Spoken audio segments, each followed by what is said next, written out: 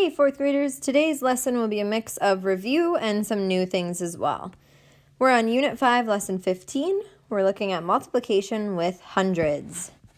The first example I have here is 7 times 300. Remember, for this one, you're going to use those magic zeros we've been talking about.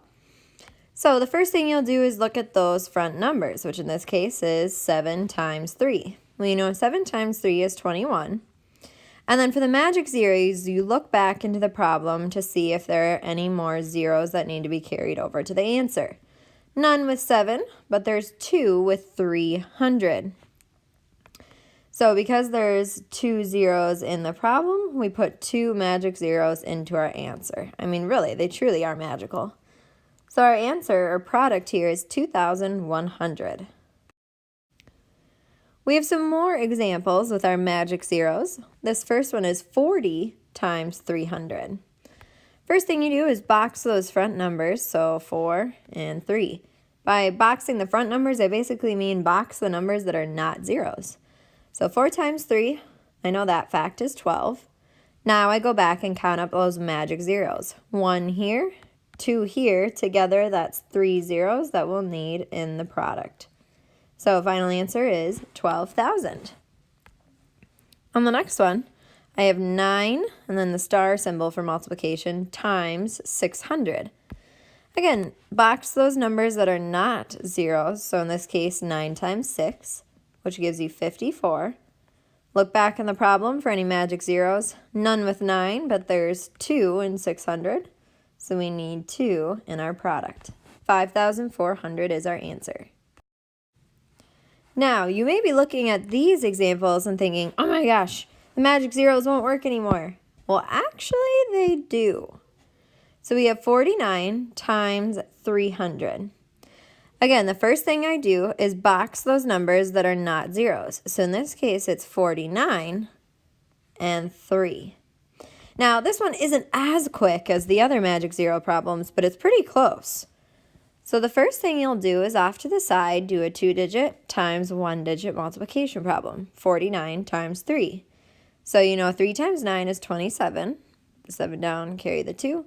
3 times 4 is 12, plus 2, 14. So that becomes the first part of my answer. Then I go back and look for magic zeros. There weren't any with 49, but I see 2 here with 300. So if there's 2 here, I need 2 in my answer. So in this case, when I place the comma, remember you count in 1, 2, 3 numbers. So the product is 14,700. So again, still super quick. These magic zeros are really handy. So now in this next problem, 34 times 800. We'll box those numbers that are not zeros, so 34 and 8. To start, I'll just do that multiplication off to the side, 34 times 8. 8 times 4 is 32. Then 8 times 3 is 24, plus 3, 27.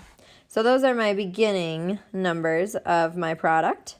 And then I go back to the problem and look for magic zeros. None with 34, but I see 2 in 800, so I need 2 in my product. Count in 1, 2, 3 for the comma. So in this case, it was 27,200. Pretty simple and quick. So these are the last examples I'll show you, and then it'll be your turn to try it. This one is 23 times 600. So again, box those numbers that are not zeros, 23 and 6. Multiply those first, 23 times 6. 6 times 3 is 18. 6 times 2 is 12, plus 1, 13. So those are my beginning numbers. There's 2 magic zeros in 600, so I need 2 in my product. So 13,800 is the final answer.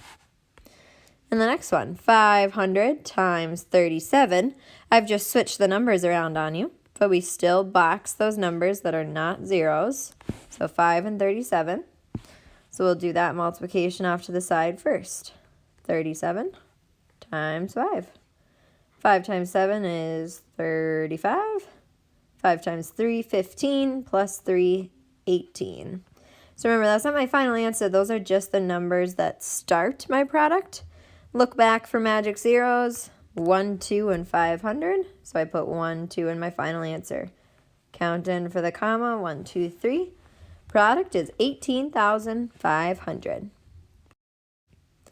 All right, boys and girls, it is your turn to show me what you know on your ticket. Your first problem today is 700 times 61.